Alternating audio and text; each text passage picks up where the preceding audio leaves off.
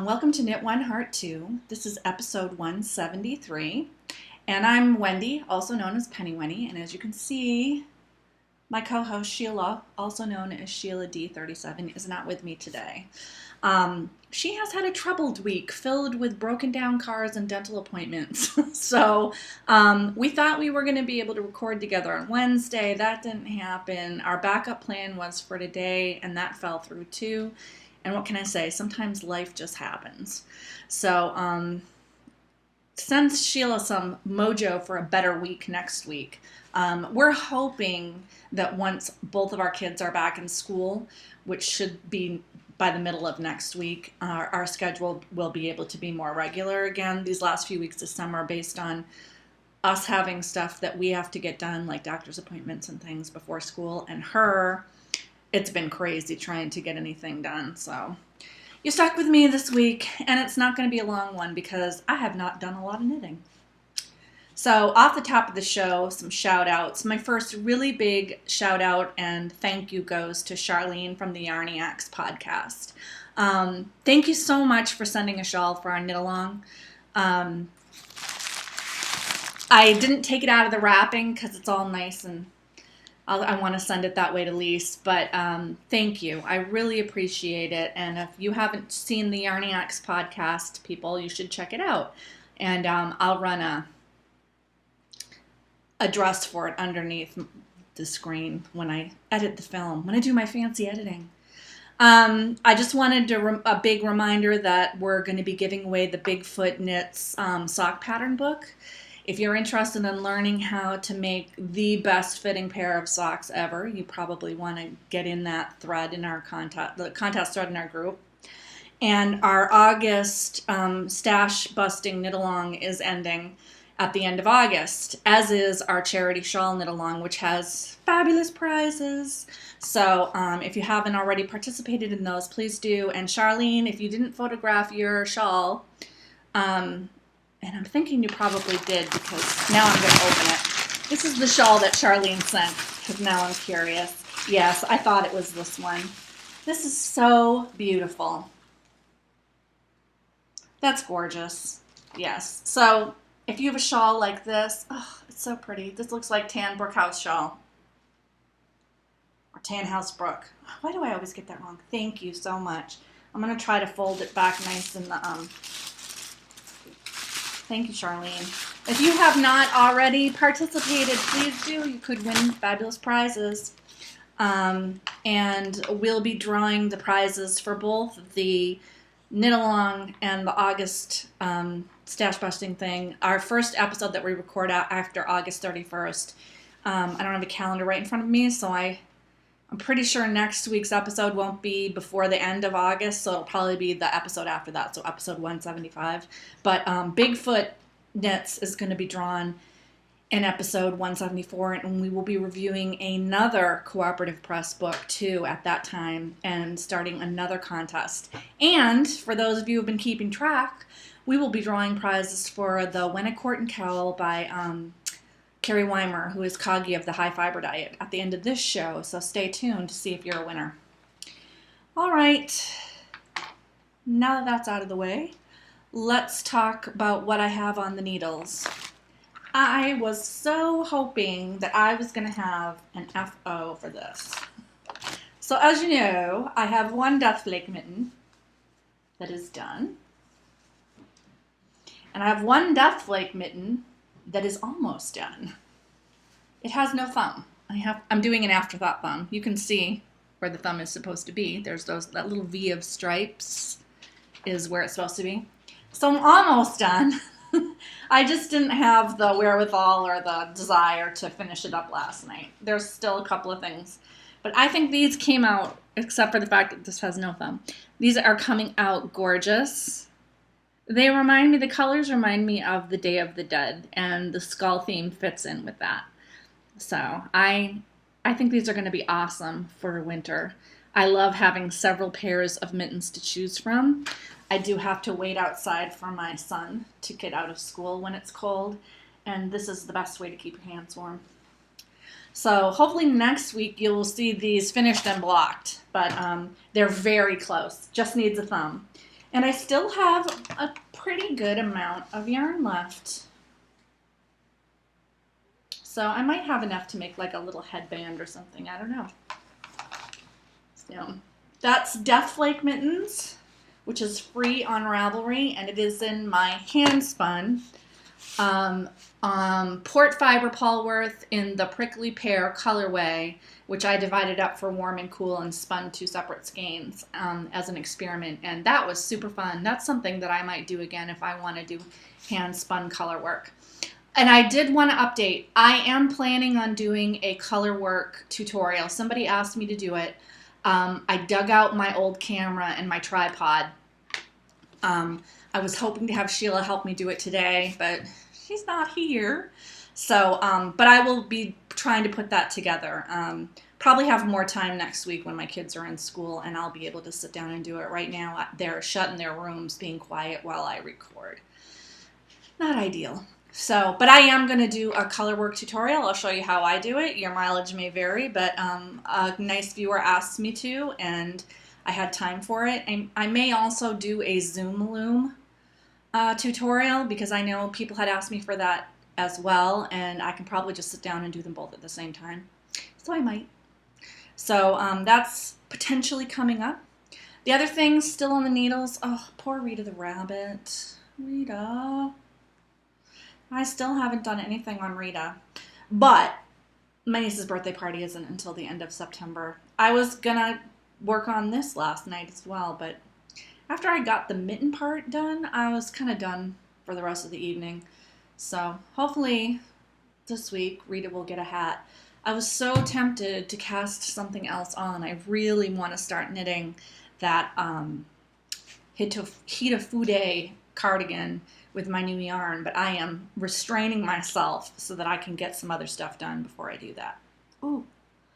And I also have, so that was Rita the Rabbit by Lolly Lala on Ravelry.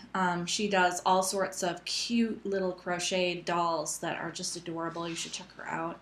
I think her instructions are very clear, and I've really enjoyed working on that, and I just don't know why I am stalled. Maybe I'll force myself to finish it today. Thumbs up. All right, so the other thing that's on the needles that I was too lazy to pull out is my Star Leaf Shawl by Jenny Johnson Jonan. Still out there. It has beads. I have not felt moved to knit lace or do beadwork in several weeks now. Now I feel like a lot of my whips are just sitting in the basket and mocking me. So I really have to get rolling with that. But I have, on the plus side, I have gotten a lot of housework done. So, so that's a good thing. But I need to get my knitting mojo back. So hopefully when school goes back and I have more free time, I will. It's hard. It's hard when my kids are home all day to knit, because they have to do things and I have to go places, and I just feel like the only thing is a grab and go project. I can't really take something like Star Leaves with me because the beads will spill. Because believe me, I've spilled those beads so many times, not even funny. So that's all I have on the needles. I have no dates to rate because, as you saw, I still need a thumb for my mitten. I do have another Whirlwind Romance. So last week I showed you that I had finished 2 skeins. And here is the 3rd skein.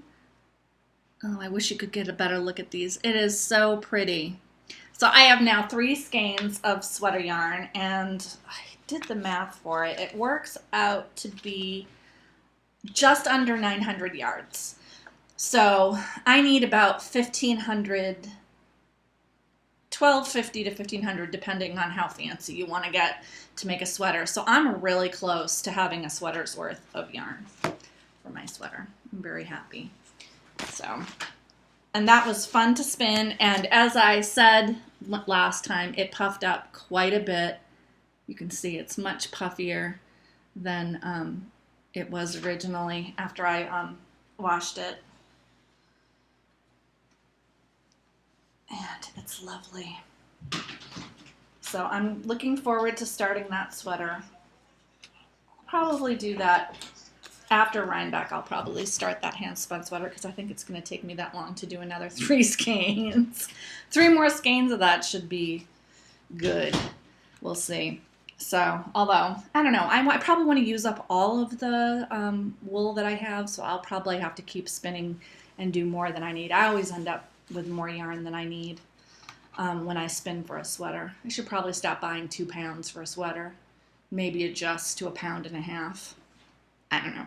I had to buy a little bit more than I normally do in order to make this work out the right way, because I needed to have 6 units of navy and 3 units of multi, and normally I would just do 8 units, and I have 9 units. So I have about 4 ounces more than I normally use for a sweater, which is more than I normally need. Too much math. If anybody just understood what I talked about, God bless you, because I don't know, I'm just rambling at this point. This is why I need Sheila here to keep me in check. So that's it for my Whirlwind Romance. I might have time to spin this week. It was really good to do Fiber Revival 2 weekends ago because I spun for that entire day, and that really got me motivated to finish up some yarn. I do have my wheel out. I just have not been spinning. So that's it for Whirlwind Romance. Future dates, I told you I want to knit Hitafude cardigan with my Enchanted Knoll Farms green yarn that I got at Fiber Revival. But I need to put that on hold until I take care of a few of my outstanding projects of shame, which are in the giant basket by the table mocking me. So it'll be a while, unless I break down, and I might because I'm weak. It'll be a while before you see me knitting Hitafude. Let's see. Baubles and Bling. I do not have any Baubles and Bling this week that is specifically fiber related, but I did get 2 things this week that I wanted to share.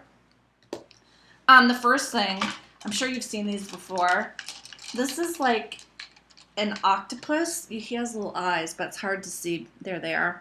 It's hard to see because I got the white one. But I thought this would be awesome for when I wash my hand knit socks. I can hang them all up at one time. I got him from IKEA.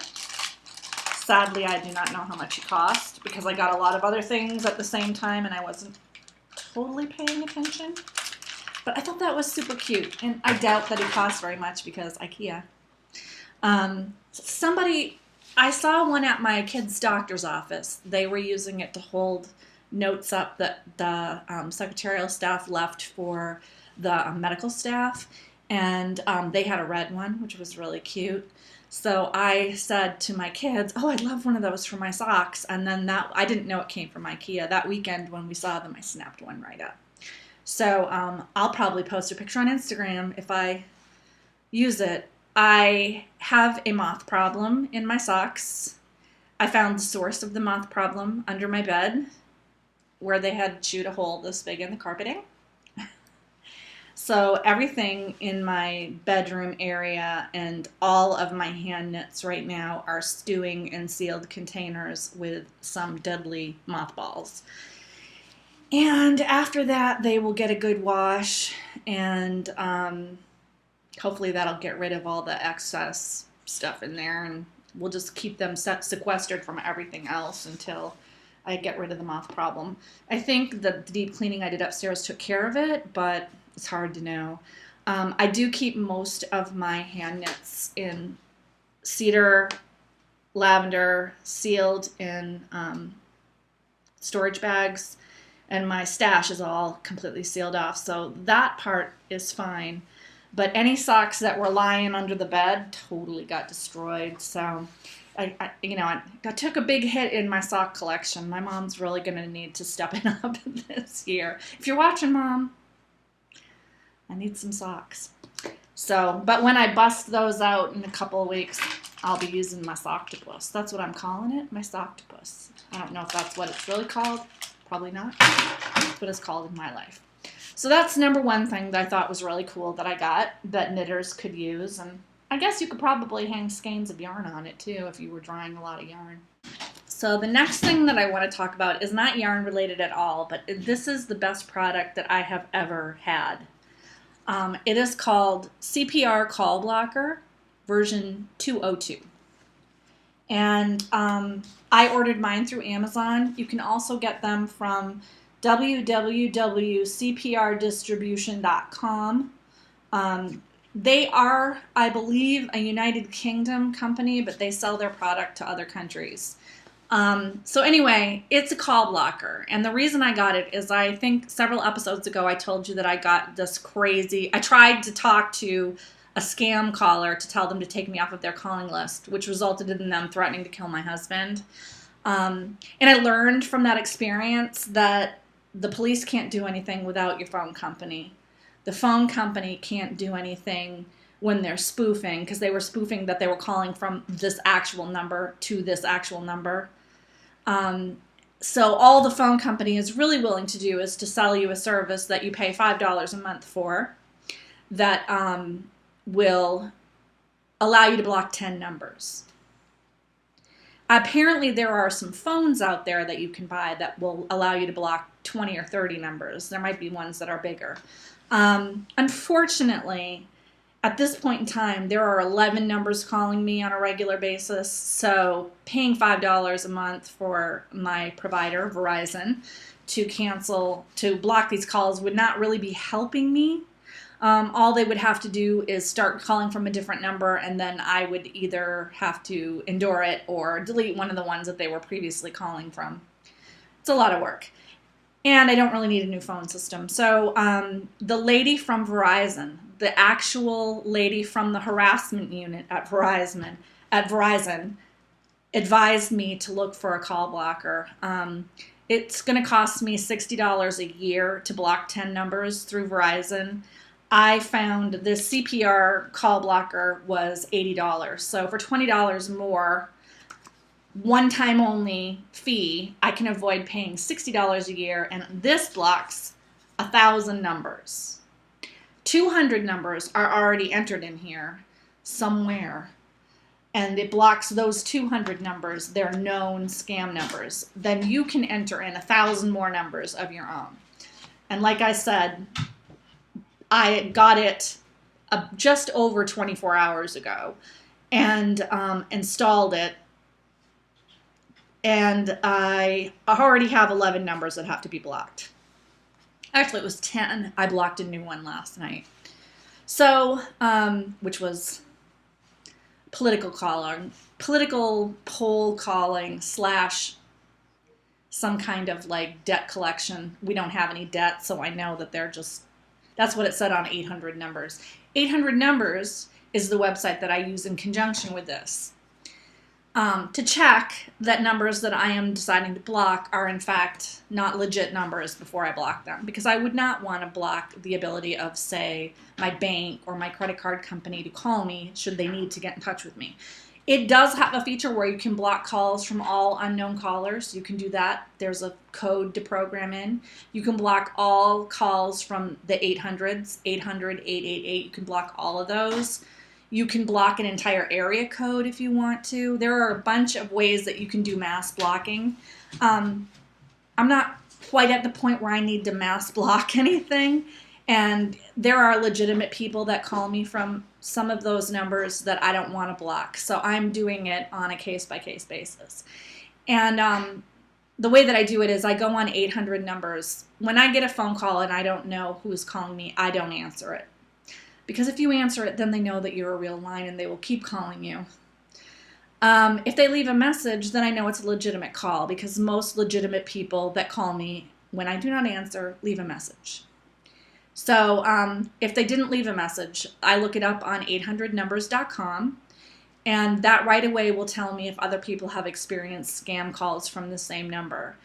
And if it's on there, I block it on my phone. I program it in. And if I somehow get suckered into picking up a call that turns out to be telemarketing or scam call, which happened to me yesterday, as I'm talking, I can just press #2, bam, hangs up on them, and they're blocked. So I did block a number that way from my phone last night. It was very satisfying. So I have blocked 4 calls total. One of them I blocked while I was in the call with them, and 3 calls yesterday were blocked without my even knowing they called. Because the way that this works is you plug it into your main phone jack, and then you plug it into your main system. I have digital wireless phones, so I just have one main system. I plug it into that. When somebody with a blocked number calls in, the call blocker looks at it. If it's blocked, that was my son, it doesn't go through to your phone, so it doesn't ring. And the person on the other line hears a pickup and a drop off. And they can call you back a million times, but it's never going to answer, and you're never going to hear a ring on your phone. And for the first time in months, today and yesterday, the 2 full days or the day and a half that I've had it going, there have only been phone calls to my house that are legitimate, except for the local telemarketer that got through that I detonated with my pound 2. It's amazing. I cannot tell you what a relief it is. The only problem that I found with it is that because it was developed for phones in the UK, you have to really read the instructions because they're not intuitive. When you connect it up, you have to connect it into line 2 port of the call blocker. Maybe that's important. I don't know why it would be. It just seems like it should be line 1, but it's line 2. I don't know why. There was a line 1 too. If I hadn't read the instructions, I would have plugged it into line 1 thinking this is the first line that I'm plugging in. But for reasons only known to CPR, that is how they do it. So I did have to read the instructions to make sure I was installing it correctly. It will not work well with some providers. And they tell you all this. On Amazon, you can go and read all of the questions that people have asked. CPR Call Blocker also has a website where they have a forum where they go over some of the problems that they've had. And there's this guy, Kevin. Apparently, he's their American customer contact guy. I don't know. He seems everybody have commented about him and complimented him on Amazon. So he'll help you out if you have a problem. But so it might not work with your phone. I have Verizon. It works fine with my Verizon DSL. If it does work with your phone, it might cause problems with your caller ID. You have to have caller ID to use this. That's how Call Blocker finds out if the bad people are calling you. If you don't live in a heavily populated area, sometimes the signal, this is what Kevin from CPR said, the signal for caller ID is weaker, and it won't get through to your handset, which can cause a number of problems, including Call Blocker blocking all of your calls, which would be bad. And I do have one glitch on mine. Everybody that calls legitimately leaves 2 caller ID entries. So I'll get 1 caller ID entry showing that I answered the call and 1 caller ID entry showing that I missed the call. According to the website, it might be resolved by using something called a DSL filter, which I got one on Amazon for $5, plugged it in. Nobody has called me yet that I know of, so I don't know if it worked yet. It was $5 worth a try, but I'll tell you what. I will put up with having 2 caller ID entries for my legitimate calls if I don't have to listen to the phone ring for people who are not legitimate. So it is not that big a deal to me. Your mileage may vary. I bought mine through Amazon. I know that if some major thing happens, like if it stops working properly, or if, I don't know, like if it suddenly blocks all the calls instead of I know I can return it to Amazon within their time window with no questions asked. I know some people have complained that and I don't have to pay postage for it, they'll send me a sticker. I know that some people have complained that they have to pay postage to send the unit back to the UK if they buy it directly from them. So that might be something you want to look into too. But so far, I love this product. So that's all I have for baubles and bling. Crushes and heartbreaks. I got stung by a bee. Can't see it anymore. I have not been stung. I actually got stung by a yellow jacket. I had not been stung by a bee since I was 2. It hurts. I couldn't believe how badly it hurts. I mean, it didn't hurt when I got stung. It was more like a horsefly bite when I got bitten. But oh, the pain for hours afterwards. It swelled up like a baseball. Oh, it was bad. I am going to try very hard never to be stung by a bee again. You can't really see from here, but it's still swollen about this big around the area that got stung. And if I push on it, it's really sore. But for a couple of hours after I got stung, shooting pains were going up and down my arm, and my husband said that was from the venom. Bad. I did not remember how bad it was. I remember getting stung when I was 2. It's one of my earliest memories. I went to pick up a strawberry from my neighbor's garden that had a bee on it, and it stung my thumb. But I did not remember how bad it hurt. My son got stung last year, and I should have been more sympathetic. So that's my crush. My heartbreak. My crush. Yeah, I enjoy getting stung by bees. My heartbreak, I don't have any other heartbreaks. My crush is obviously my call blocker. Sweet, quiet peace from crazy people. Thank you. Despite the fact that I'm a little annoyed that I have to pay for the privilege to be unharassed in my own home. At least there's a solution that was affordable. But other than that, I don't really have any crushes. The school year will start again next Tuesday. I'm very pleased about that. I did not have my kids with me for much of the summer, but the last few weeks that I have had them with me, it's so much work. My life is so much easier when I only have to take care of them half of the day. So I think it'll be a good break for me and them, because I think they're probably starting to get sick of me too. And that's pretty much it for crushes and heartbreaks. My other heartbreak is that Sheila couldn't be here today, but you do not even know how hard we tried to make it work. So my gossip and innuendo. I think there's one fiber event coming up in September. It's the Vermont Sheep and Wool. Is it Vermont? If it's not the Vermont Sheep and Wool, it's a sheep and wool type festival in Vermont. It's in the show notes. I'm not attending. I believe that Jessalou is going to be vending at that event. So if you're interested in Stitch by Jessalou bags, you can catch her there if you're in the area. The other events that are local and coming up are also still listed in our show notes if you're interested to know. We are planning on, Sheila and I are both attending Rhinebeck. Despite her earlier distress, she's going to Rhinebeck. I will be at Stitches East, and I will also be at the New England Fiber Festival. Those are the 3 that I'm planning on going to right now. And then fiber season will be over again until next spring, so kind of sad. I enjoy fiber season. It gives me, I look forward to it. I get to hang with my friends and see lots of pretty stuff. I'm always sad when it ends. So that's happening. And I am now, I actually have already drawn a winner for the Frog Gone-A-Courtin contest. I will show you. There were 37 entries, and my random number generator picked number 3. Who turns out to be Stephanie from Hot Pink Socks. And if you watch Hot Pink Socks reviews, you will know who she is. She was number 3, and she plans on using Imperial yarn in a blue colorway to knit the Gone-A-Courtin cowl. So you can check out her podcast at Hot Pink Socks Reviews, and I'll run a little thing under here so that you can check it out. And Stephanie, I will let Carrie Weimer, who's Coggy, know that you are the winner of the pattern. Yay! And when you finish it, show it off in our thread so we can see what it looks like. That'll be awesome.